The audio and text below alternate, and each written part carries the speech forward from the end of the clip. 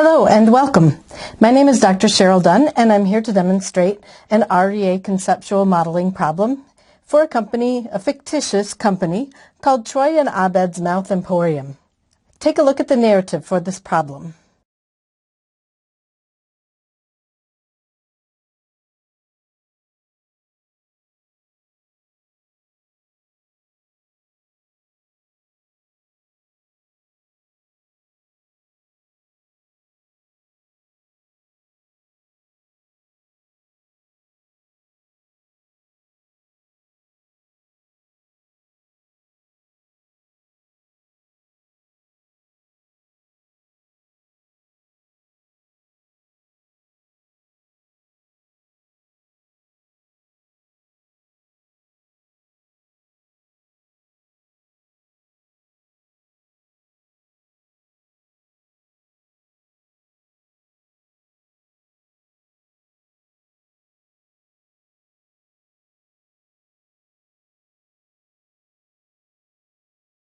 Okay, that was a lot to read, wasn't it? Normally, when we make an REA conceptual model for a company's transaction cycle, the first thing we ask ourselves is what cycle are we modeling?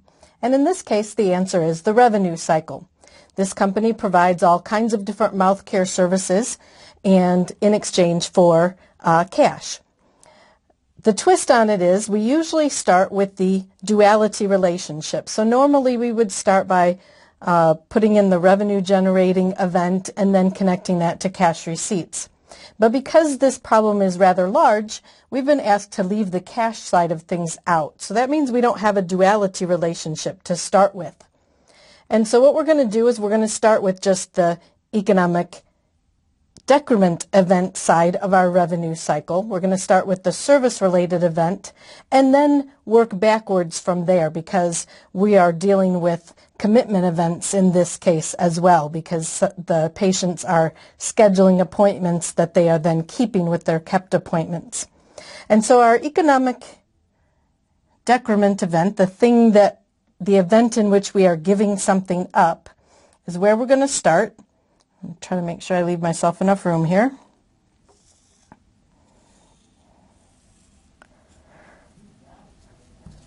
So this is our economic decrement event. Normally we would connect that to an economic increment event, which would be called a cash receipt. But in this case, we're just dealing with the decrement event. And we could call these service engagements. In this case, we're going to call these kept appointments.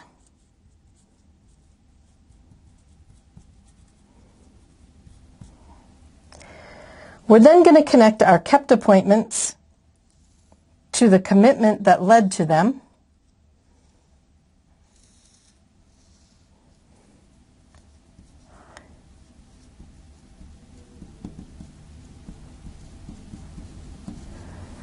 And that is a scheduled appointment.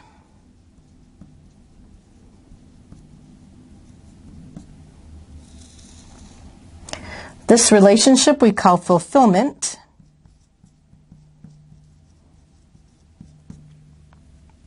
Because the kept appointment fulfills the scheduled appointment. Now, if we think back to the normal way we would do an REA modeling problem, where we would start with our duality relationship, as a matter of fact, we can kind of pencil in here, just recognize that we're not going to include this in our final answer. We could put in our economic increment event, called a cash receipt,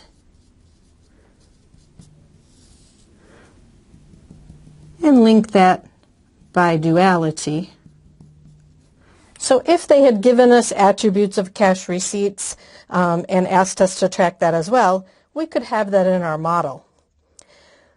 Once we have our duality relationship in place, the normal thing we do next is we attach resources to those events, and then we attach agents to those events. So we're going to take that same approach, but we're just going to use these commitment and economic decrement events and not deal with the economic increment event. 3 different types of resources are described in this narrative. The first one that we'll look at are the mouth care stations. The mouth care stations are the stations at which the patients have the work done by the various doctors. And these mouth care stations are specifically identified. Each one has its own unique identifier, and therefore they are resources rather than resource types.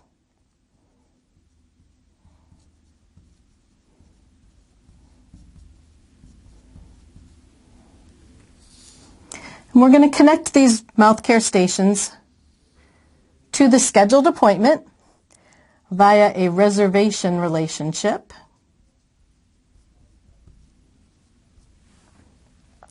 We are also going to connect these mouth care stations to our kept appointments. And for reasons that will become clear later, I'm going to draw the line around this way. And we're going to call this a stock flow relationship.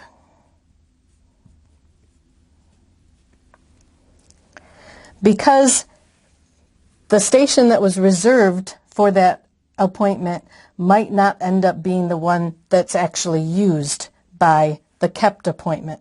So we're going to schedule a mouth care station, but if something goes wrong, if something goes different than we planned for the day, somebody else might be already at that mouth care station when the patient that's scheduled for it next comes in, and so we might have to juggle things around. Maybe the appointment went longer than anticipated for the person that was there. Maybe we had an emergency come in that we had to fill in, and so for whatever reason we might end up having a different station used for the kept appointment than what was scheduled for that particular appointment.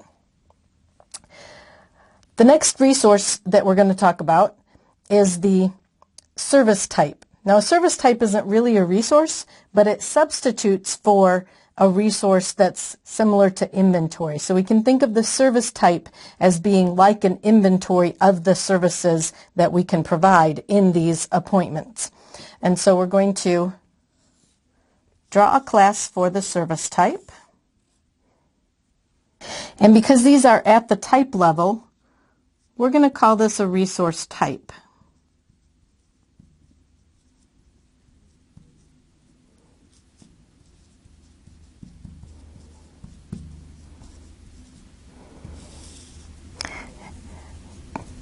The scheduled appointment is going to specify what types of services the patient is supposed to have done. And so we will have another reservation relationship.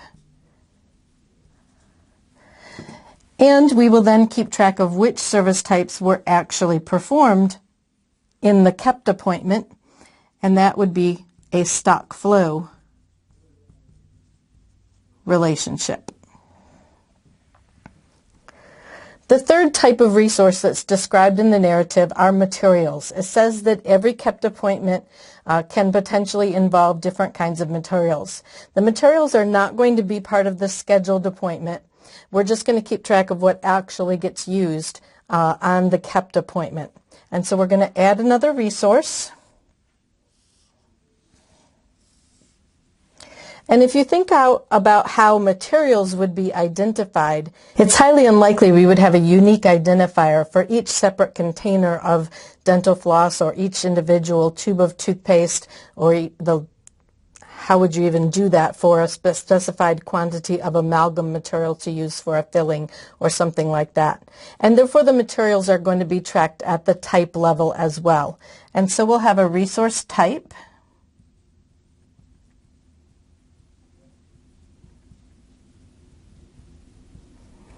That we will call materials.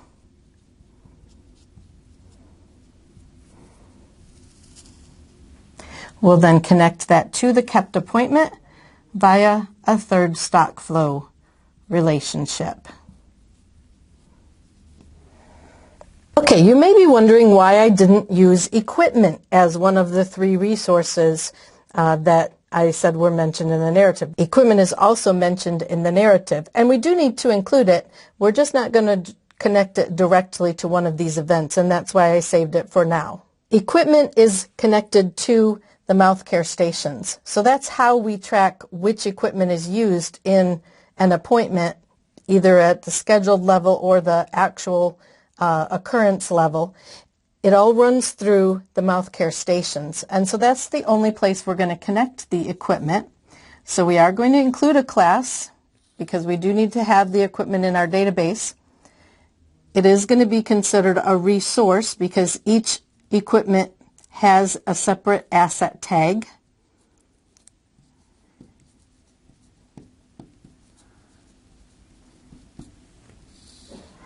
And it's going to connect to the mouth care station. We're simply going to call this assigned to. This relationship doesn't have a prescribed REA name, but it is something that we need to track in the database for this particular company, and we're simply going to call it assigned to. So now we have our events in place and we have our resources in place.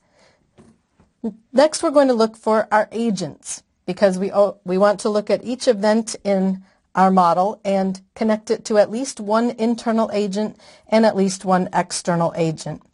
In this problem, we have two types of internal agents. We have the mouth magicians, and we also have receptionists. And then, of course, we have our external agents, the patients. Troy and Abed could choose to call these patients customers, or they could give them another label. We're just going to call them patients for today. So our external agent, the patients,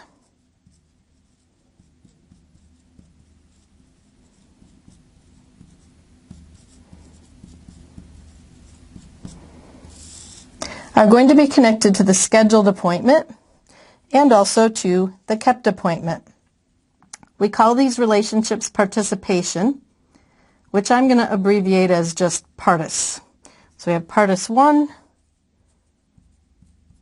and participation 2. The internal agent that schedules the appointments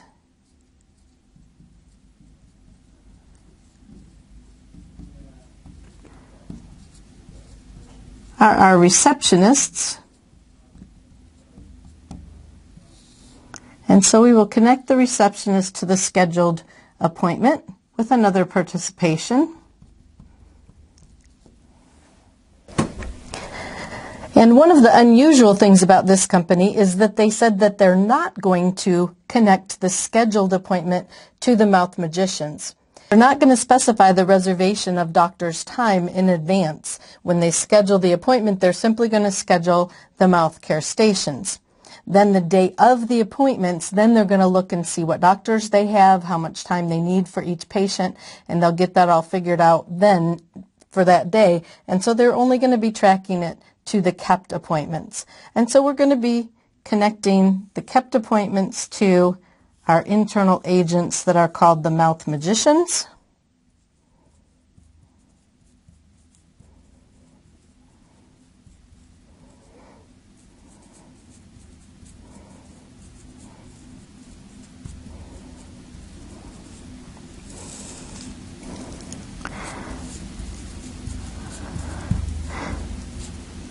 And I should note that we're not necessarily recommending that that's how a company should do this. It's just the way this one is described. Okay, now we have all of our classes and our associations in our model. Next, we want to assign the attributes. And so we're going to go through the list of attributes and assign each one where it belongs, and that will give us a better idea of whether we might be missing any classes or associations as well. The first attribute on our list is the acquisition cost of an equipment item. And so that is something that we are going to assign to the equipment class. It doesn't matter what order we put the attributes in, but I tend to like to put the primary keys at the top. And I know the acquisition cost is not going to be the primary key because it won't be unique and universal. Well, it might be universal, but it's not going to be unique necessarily. And so I'm going to put the acquisition cost down here towards the bottom. The second attribute on our list is the address of a patient. And so we're going to assign that to the patient class. Again, it doesn't look like a primary key, so we'll put it partway down. Next, we have the date on which a patient called to schedule an appointment. That's going to be part of the scheduled appointment class. And we're going to put that down here as the date called to schedule. Our next attribute is the date for which an appointment is scheduled.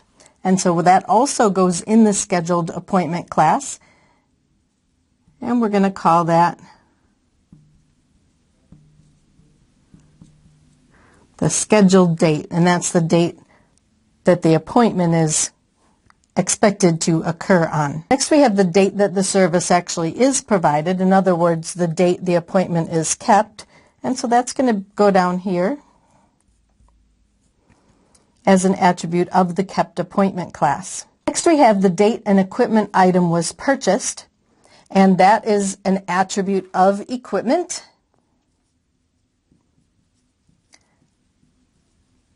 Basically, by keeping track of the date an equipment item was purchased, we can track how old it is and how much it should be depreciated and things like that.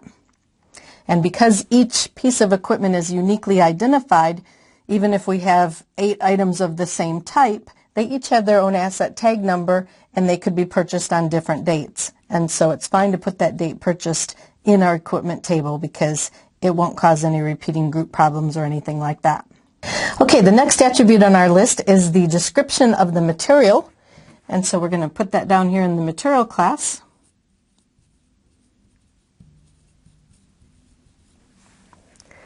Then we have the description of a service type.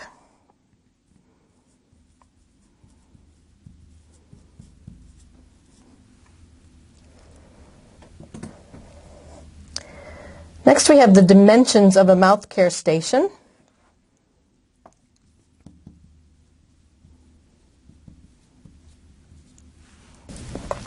Okay, our next attribute is kind of a tricky one.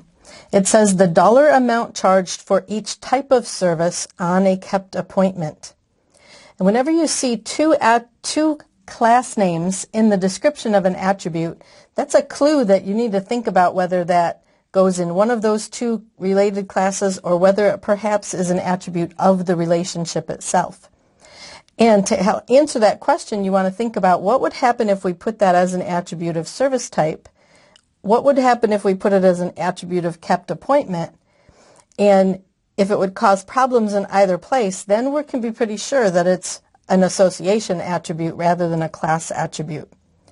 And so if we put the dollar value of each type of service inside the kept appointment class, then as soon as a kept appointment has multiple types of services, we're going to have 2 values to put in one place, right? And that's going to be a problem. Similarly, if we put it in the service type class, then as soon as we perform that type of service on a second kept appointment, we're going to have a problem there as well. And so that's a clue that this stock flow 2 is going to become an association class rather than just a regular association. I'm going to erase the name for this so that we can change this into an association class, which we do with a dotted line and then a box. Okay, so now I draw a dotted line and I put in a box here. This is an association class, and it's going to be called stock flow. And I think that one was stock flow 2. So we have the name of the association still there. It's just now moved into the box instead of on the line. And then we put that attribute, the dollar amount charged,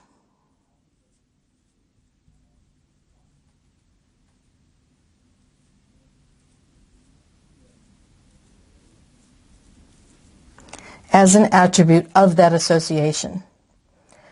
Next we have the equipment asset tag number. So we go back over here to equipment and we put in the asset tag number, and that is going to be our primary key attribute. It will be unique and universal because it's a number that Troy and Abed assign to each piece of equipment, so they can make sure that each one has one and that they are each different. Okay, next we have the estimated charge for a service type on an appointment. And this, similar to the dollars charged, the actual dollars charged, this is the similar type of thing only for the scheduled service types. So for the same reason, we need to convert the reservation to relationship into an association class as well. So I'm going to take the reservation to label off the line and we'll add it into an association class box instead.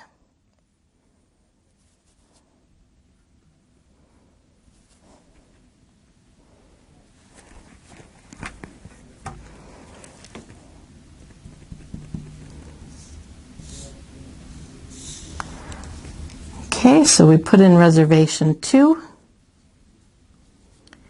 and we put in the estimated price, we'll call it. So it's the estimated price of each service type on that scheduled appointment. The next attribute is similar, but not quite the same thing. It's the estimated total dollar charge for a scheduled appointment. And because there's just one total per appointment, that can go in the scheduled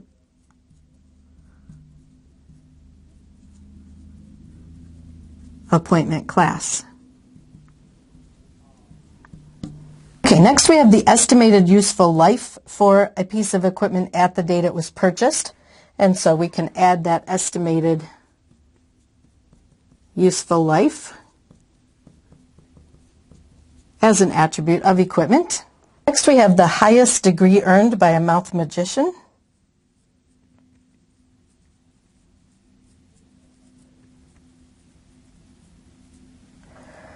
Then we have the kept appointment ID. That's going to be our primary key. Then we have material ID. That will be the primary key of our materials class. Next we have our mouth care station number.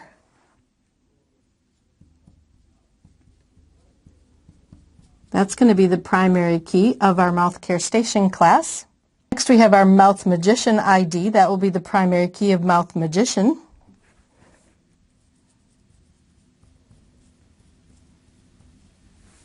Next we have the name of the mouth magician. That will be an attribute of the mouth magician. That's not a primary key. Next we have the name of a patient.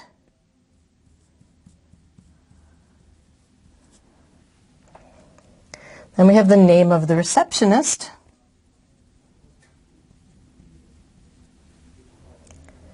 Then we have the patient ID. That will be the primary key of our patient class. Next we have the phone number of the receptionist. Next we have the quantity of materials used in a kept appointment. Since they can use multiple types of material on the same appointment, we can't put that attribute in the kept appointment class because it would cause repeating groups. Similarly, because materials are kept at the type level, the same type of material could be used on multiple kept appointments. So it's another example of an attribute that is not a class attribute, but instead is an association class attribute. It's an attribute that turns an association into an association class.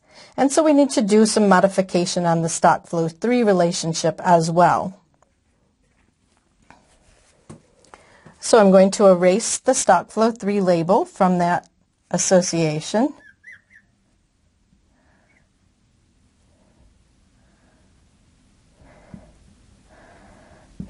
And I'm going to move it into an association class label.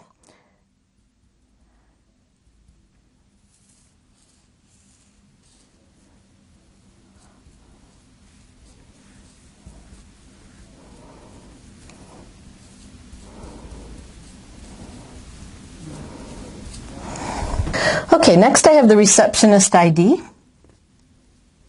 That's going to be the primary key of the receptionist class. Then I have the scheduled appointment ID. That will be the primary key of the scheduled appointment class. Next I have the service type ID. That will be the primary key of the service type class.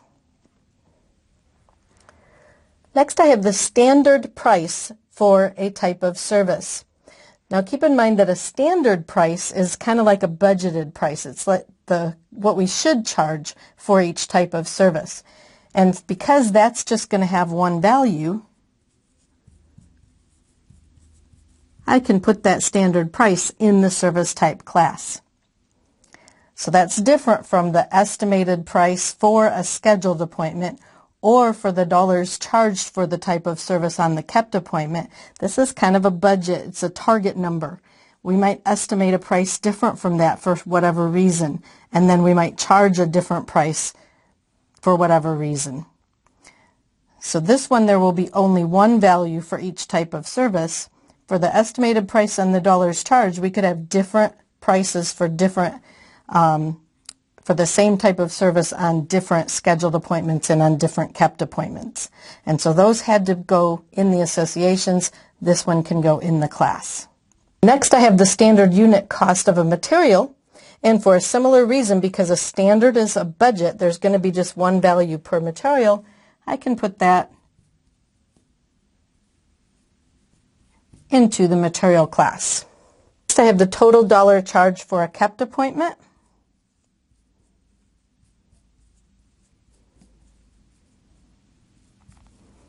Each appointment will just have one total dollar amount charged, and so that can go in the kept appointment class. Okay, now you can see that we've used all of the attributes on the list that we were given, and if you had any doubt in your mind before this, you now know that yes, indeed, this duality and the cash receipt are not part of our solution. We had no attributes to assign to them. They served their purpose of helping us get started, so now we can just erase that from our solution.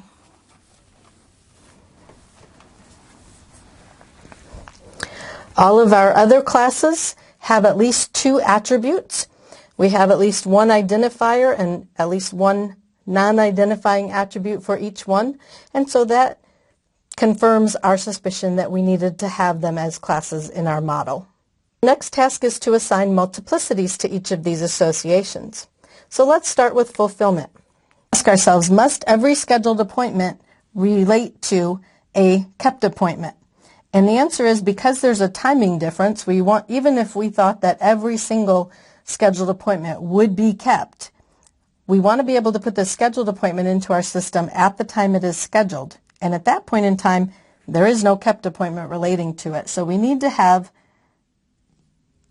the minimum on the kept appointment side be optional. So a scheduled appointment can be in the system without a related kept appointment. Now, then we ask ourselves, may any scheduled appointment result in multiple kept appointments? And the answer is no. Each scheduled appointment is going to be kept just one time. If they then need additional follow-up appointments, those will be additional scheduled appointments that will then be additional kept appointments. But each scheduled appointment is going to result in just one kept appointment. The next we have to ask ourselves is, can a kept appointment exist in our database without a related scheduled appointment? And the narrative is a little bit vague on whether emergency services, for example, would be scheduled or whether they would just come in a walk-in basis and we would help them without ever scheduling it first. And so really we don't know what this minimum is. It could be a 0 if we say that, yeah, we didn't schedule them, but we're still going to keep an appointment for them. Or it could be a 1 if we said, we're going to put it in the system as a scheduled appointment real quick, even though it's going to be scheduled for right now. So we're not sure. So we're going to put a question mark there.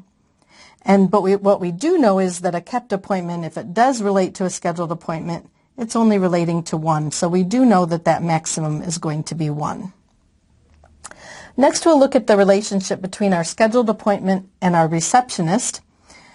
A receptionist can exist in our system without having made any appointments yet, and a receptionist can make many appointments. So we've got a 0 many on the event side. A scheduled appointment has to be scheduled by a receptionist, and each appointment is scheduled by just one of the receptionists.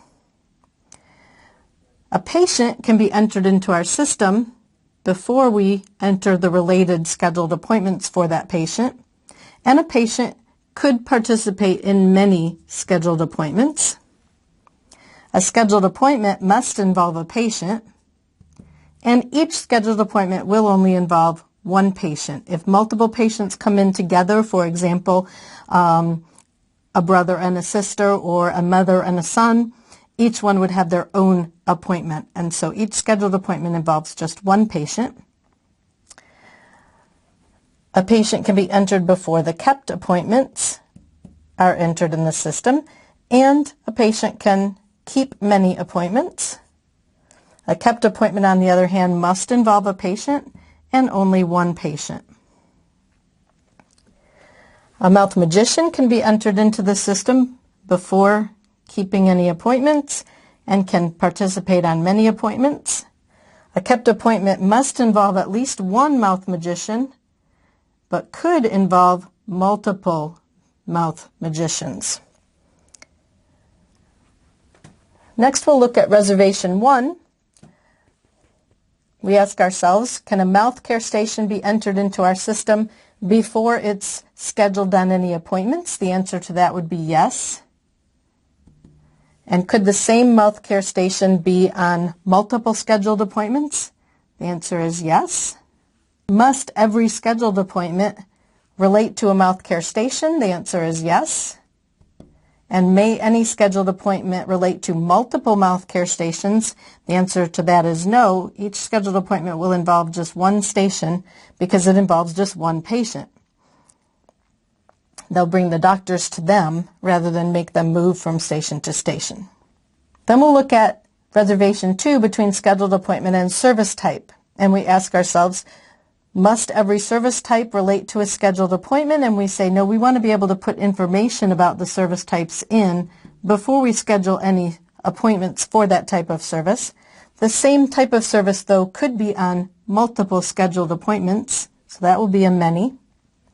A scheduled appointment must involve at least one service type and can be for multiple service types. A service type can be entered into the system before it relates to any kept appointments, and it can be part of many kept appointments. A kept appointment must involve at least one type of service, and it can involve multiple types of services. Next, we'll look at mouth care station to kept appointment. A kept appointment must involve a mouth care station, and it will involve just one mouth care station. A mouth care station can be entered into the system before it's used in any kept appointments, and the same mouth care station can be used in many kept appointments. Now, between materials and kept appointments, a kept appointment wouldn't have to involve any materials, but it could involve multiple materials. Materials can be entered into the system before they're used in any kept appointments, and the same type of material, for example fluoride, could be used in multiple kept appointments. Now we just have one association left, and that's between equipment and mouth care station. The narrative tells us that a mouth care station can be entered into the system before assigning any equipment to it, and that a mouth care station may have multiple pieces of equipment assigned to it. The narrative tells us that each piece of equipment will be assigned to exactly one mouth care station. That means a minimum of one and a maximum of one for each piece of equipment. Okay, this is the solution for Troy and Abed's Mouth Emporium REA conceptual model for the revenue cycle. Just a part of the revenue cycle, obviously not the whole thing since we didn't include the cash-related events here. But this concludes the demonstration of this problem. I hope you found it helpful.